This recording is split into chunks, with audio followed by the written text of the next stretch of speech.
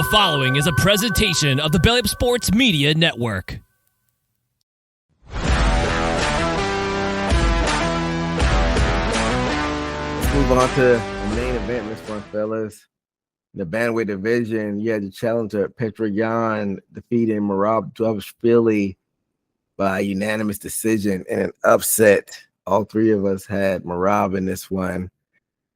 So in that first round, Merab came out with that hectic pace and was trying to pressure Yan, but unlike that first fight, Yan didn't shell up. He stood his ground, and Merab attempted the takedowns, but Yan was able to stuff him, and he was landing those 1-2 combos and stun Merab. And he turned on the volume with the strikes and bloodied up Merab's nose. And then in that second round, Merab got the takedown, but he wasn't able to hold people down like he's usually able to, and Yan popped back up. And you kind of see like Merab's demeanor kind of change after that when he couldn't hold him down like that. And he just began to I don't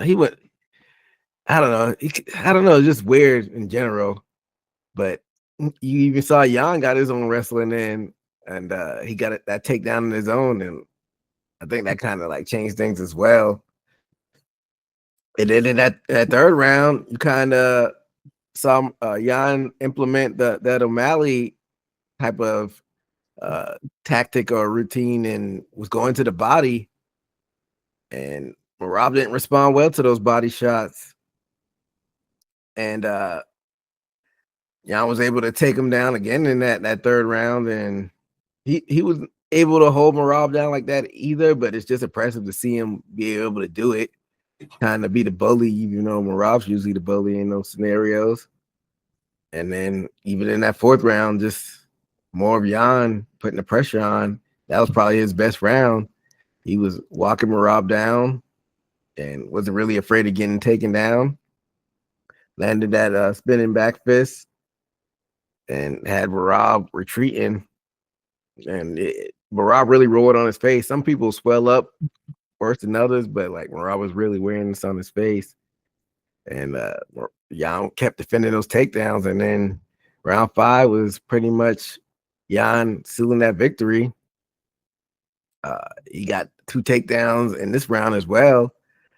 And I think in total he got 5 takedowns. And overall, pretty impressive win by Yan. What were your thoughts on this one, Amir? Yeah, man, very surprised on this one. Like you said, we all had Merab. Even the odds makers had this, thinking this was just going to be an easy win for Merab. The odds on this going in, Merab was a minus 485 favorite. Yan was a plus 370 underdog. It's been a long time. I don't know if we've even seen anybody handle Merab like this. People usually don't take the fight to Merab because they don't want to open themselves up to getting taken down. Usually, the second you throw a kick or throw a punch, you're opening yourself up to getting taken down. And usually Merab has his way with you and puts you on the ground. And it just wasn't like that this fight. Merab only landed how many takedowns? 2 of the whole fight? 2 of 29 attempts? That's unheard of. There's been fights where he's landed 20 takedowns. I think he insane. set the record. I think he set the record in one of the fights. Yeah. Well. Yeah. So this was very different to see him not implement his game plan when he absolutely is used to doing that. And Yan just played it perfectly. I don't know if he studied tape or what he did, but he just implemented his game plan so perfectly and took the fight to Merab. And this as the fight went on, you could just see his confidence growing. Like you said, he started ripping that body, and Merab did not like it. And then just Yan got to the point where he didn't even care. He was not, stepping back or anything after he threw his shots. He wasn't afraid of the takedown at all. It was just so weird seeing somebody not respect Merab, and be afraid. So I mean, it was just weird seeing that. It was just like, wow. So, shout out to Yan on that one. Like I thought that I would maybe never see him have the belt again. So cool. Steve, what are your thoughts on this one? Yeah, I could almost say almost on the level of when he fought Nurmagomedov. I could say this happened in reverse. How skillful this fight was.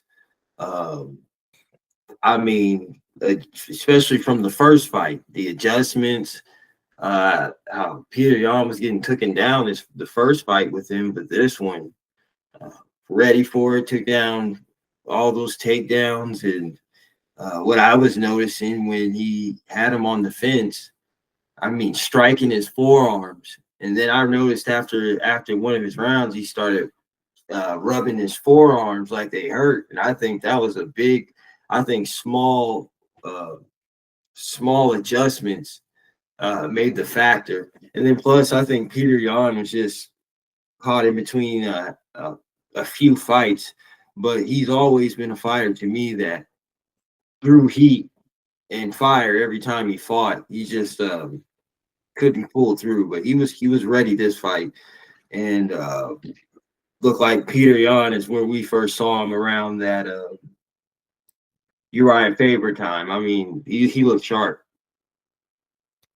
So neither us or the odds makers gave Yan a shot to really win this. Usually when, as far as like, especially two high-level, high-caliber fighters in a rematch, we usually don't see a 180 happen like this. So, Amar, you talked about it earlier. You think Yan just went back to the drawing board and had that much better of a game plan, or was it more so Merab being off his game? Because I really don't know. Man, at the beginning of the fight, like one of the commentators, I can't remember, it might have been Joe Rogan, said something about Merab being extra cocky at the weigh-ins and thinking that he didn't take this fight very serious. So I think it might be a case that Merab didn't really train that hard for this fight and thought that was just going to be an easy fight. I don't want to, minimize the effort in the training that Yan put in, but that just didn't look like the same Merab that we've seen fight multiple times in the last couple of years and just absolutely manhandle people. So I want to see, the next fight that Merab has is really going to tell us what kind of happened here. But I don't know if you got to see as well. Merab already came out and said he was injured as well, but we know a lot of people magically come out and have injuries after they lose. So, I think that's a weak excuse when they do that. Let me see if I can find what he said the injury was. Well, as far as like blaming injuries, I agree, especially if you lose. If you win, talk about the injury all you want, but if you lose, then I kind of I think that's weak to talk about the injury. But as far as this volume of fights he's been taking on, he would have been the first champion to defend his title 4 times in a calendar year. So you think he kind of just bit off more than he can chew, and he should have maybe took more time off, Amar? Well, I don't know. I'm looking here. Turnaround. It was a quick turnaround. It was a quick turnaround, and it's like I tried looking up here real quick to see what the injury was, and Merab Dvalishvili's coach acknowledges insane schedule may have backfired. So they're trying to say that he had a crazy workload and hours in preparation training for the fight and sparring. Merab's already calling for a trilogy fight.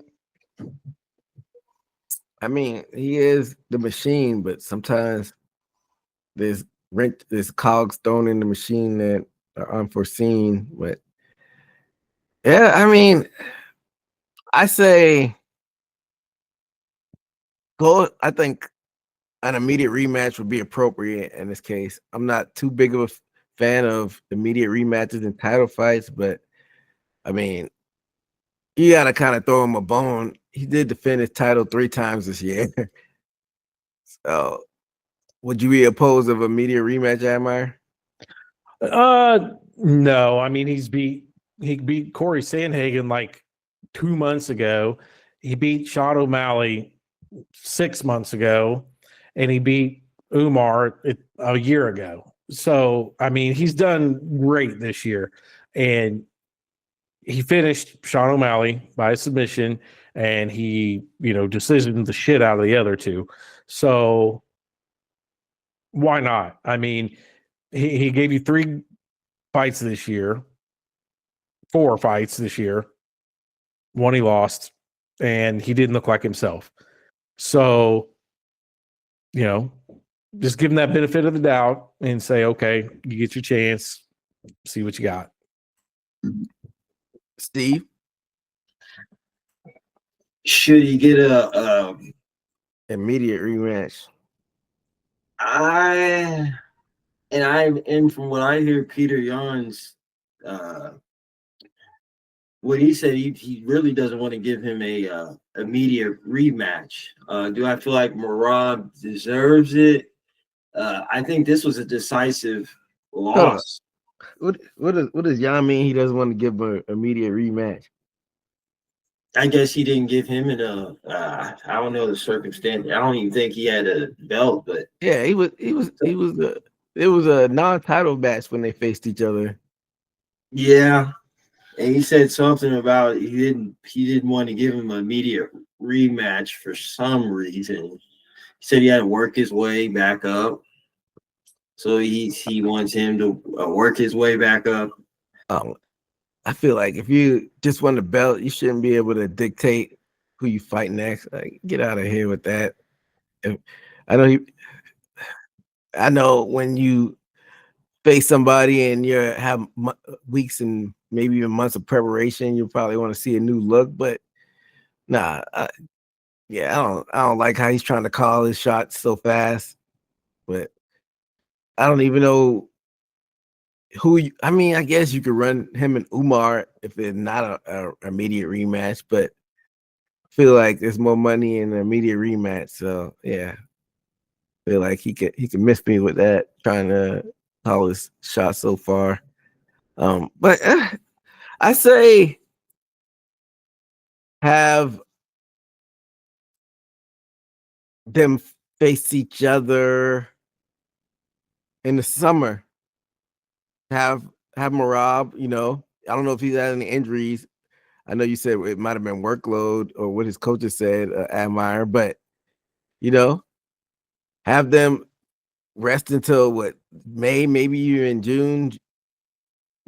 I wouldn't put that on International Fight Weekend unless it's like co-main event or even the third card in a fight, because I want to see them start trying to build that back up like it used to. But maybe have it in a June card, have both of them rest, no excuses, because I don't want to be Merab's excuse maker or anything, but that's October. That was 2 months ago. That's crazy to fight so close, especially in that title fight.